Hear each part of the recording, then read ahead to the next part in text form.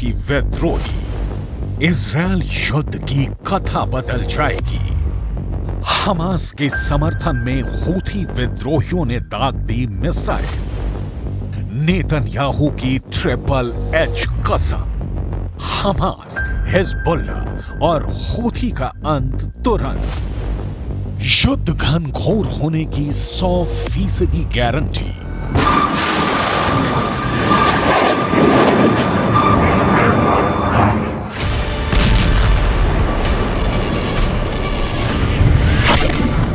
Israel युद्ध फैल रहा है। हूथी ने इजरायल युद्ध में एंट्री कर ली है। हूथी ने मिसाइलें दागी हैं इजरायल पर।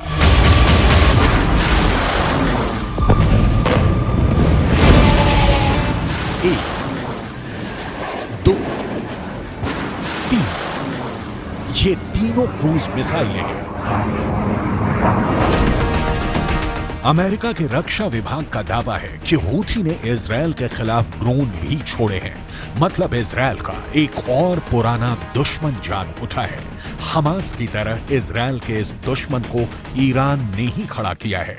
ईरान से हमास और हूथी को खाद्य पानी मिलता है। सवाल है, तो क्या ये ईरान के युद्ध में एंट्री की दस्तक है? क्योंकि ईरानी राष्ट्रपति इब्राहिम रईसी के ऑर्डर के बिना हूथी संगठन में पत्ता तक नहीं खड़कता। इस सवाल का जवाब डिटेल में दिखाएंगे, लेकिन उसके पहले युद्ध में इजरायल के नए दुश्मन हूथी को जानना बहुत जरूरी है। हमास के समर्थन में उतरा हूथी कौन है? हूथी के हमास को समर्थन देने से युद्ध में क्या बदलेगा? ये हूथी हमास को क्यों कर रहे हैं समर्थन? और हूथी क्यों रखते हैं इजरायल और अमेरिका से दुश्मनी? पेंटागन के प्रवक्ता ब्रिगेडियर जनरल पैट्रिक राइडर को सुनिए। We cannot say for certain what these missiles and drones were targeting, but they were launched from Yemen, heading north along the Red Sea, potentially towards targets in Israel. Our defensive response was one that we would have taken for any similar threat in the region, where we're able to do so against our interest personnel and our partners.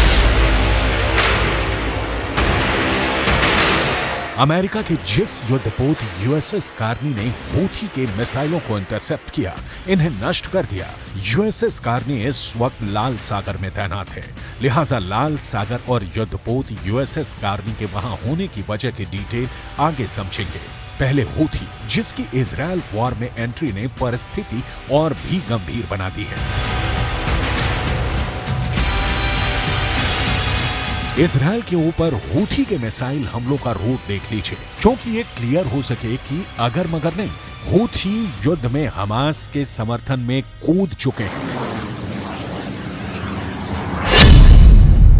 Yemen से लाल सागर के साथ उत्तर की ओर जिधर Israel है, Houthi ने missile दागी।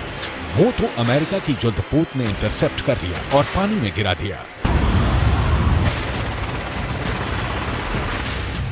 Yemen में Houthi विद्रोही पिछले 3 दशकों से सत्ता स्थापित करने के लिए युद्ध लड़ रहे हैं और इस चक्कर में पूरे यमन को उन्होंने गृह युद्ध की आग में झोंक दिया है। दरअसल जिस तरह से हमास को पूरे फिलिस्तीन का समर्थन प्राप्त नहीं है, उसी तरह से यमन का पूरा प्रतिनिधित्व हूथी विद्रोही भी नहीं करते।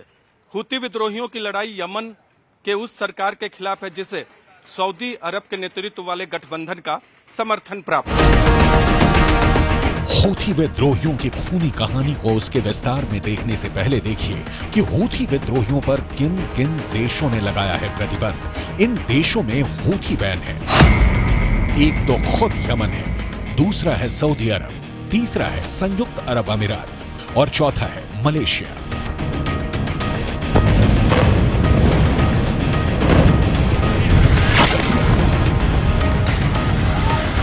हमास और हूथी के बीच संबंधों का सिलसिला बहुत पुराना नहीं है।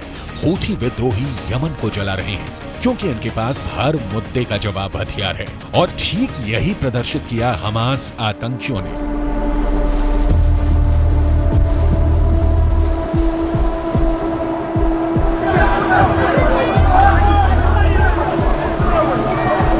इजरायल में मौत का नंगा नाच कर गाजा पट्टी में अपने ही मासूमों की भट्टी खोद दी।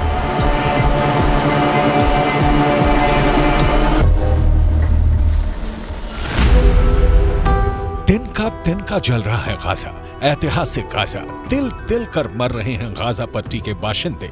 हजारों हमास आतंकियों ने लाखों आम नागरिकों की मौत की जहरीली स्क्रिप्ट बड़ी सुनियोजित तरीके से लिख दी है। गाजा से दिल दहला देने वाले हमले की तस्वीरें आ रही हैं।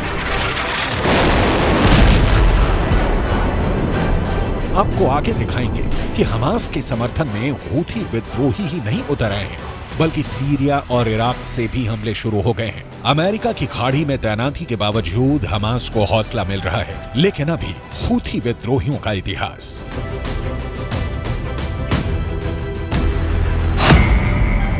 दरअसल ईरान शिया बहुल देश है और हूथी मुस्लिम भी इसी समुदाय से आते हैं। शिया समुदाय से आने वाले हूथियों की यमन में बढ़ती तादाद से सुन्नी बहुल सऊदी अरब और यूएई में घबराहट बढ़ी हुई है। अमेरिका और ब्रिटेन की मदद से हूथी विद्रोहियों के खिलाफ हवाई और जमीनी हमले होते रहते हैं और हूथी विद्रोहियों को जब मौका मिलता है, संयुक्त अरब अमीरात को भी निशाना बनाते रहते हैं।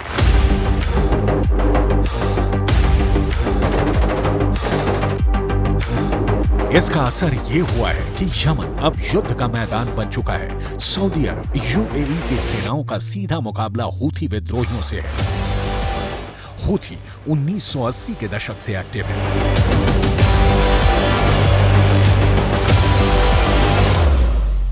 सैकड़ों हूथी विद्रोहियों की जान जा चुकी है। यमन कतरा कतरा तबाह और बर्बाद हो चुका है, लेकिन अब भी इन्हें अपनी नहीं हमास की पड़ी है। अपने शीशे के घर से हूथी विद्रोही इजरायल के घर पर पत्थर मार रहे हैं और यहाँ तो इजरायल पहुंचने से पहले ही किसी को भी भूमध्य सागर में परमाणु ताकत से lace 2 aircraft carrier Gerald Ford और आइजनहावर के हमले से गुजरना होगा। लाल सागर में यमन से आई मिसाइलें भी अमेरिकी युद्धपोत यूएसएस कार्नी ने ही इंटरसेप्ट और ध्वस्त की।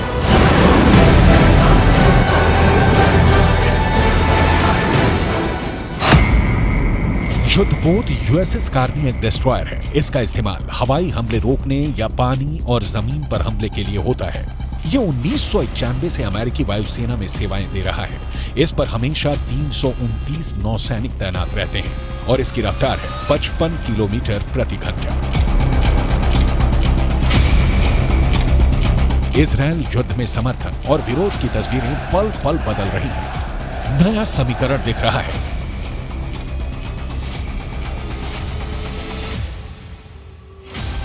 कि हूथी विद्रोहियों के हमास के समर्थन में उतरने के बाद शायद संयुक्त अरब अमीरात और सऊदी अरब इजरायल के खिलाफ खुलकर उतरने से इनकार कर दें। ऐसे में ईरान का ये दावा है कि अरब देश एक होकर इजरायल के खिलाफ लड़ेंगे, दावा ही रह जाएगा।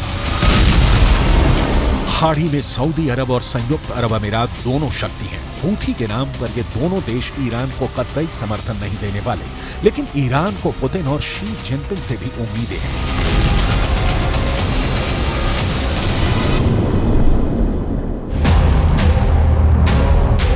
युद्ध की फैलती तेजी बता रही है कि विस्तार तय है, जो बहुत भयावह और दर्द भरा होगा। ईरान के मैदान में आने से अभी तक डिफेंसिव मोड में रहे अमेरिका को आक्रामक होना होगा और फिर गाजा ही नहीं, धमाके ईरान की राजधानी तेहरान में भी होंगे, धमाके लेबनान में भी होंगे, क्योंकि हूथी हिजबुल्लाह के साथ भी खड़े हैं।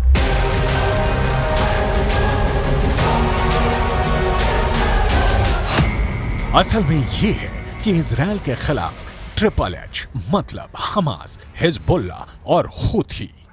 डंके की चोट पर कहा जाता कि ईरान हिजबुल्लाह, हमास और हूथी विद्रोहियों की मदद पैसे और ट्रेनिंग के जरिए करता है ताकि ये तीनों संगठन इजरायल के खिलाफ युद्ध छेड़े रहे। दरअसल ईरान ने यह भी दावा किया कि अगर गाजा पट्टी पर इजरायल के हमले नहीं रुके तो वो एक्शन लेगा और अगर ऐसा होता है तो मध्य पूर्व में स्थिति और भी खराब हो जाएगी।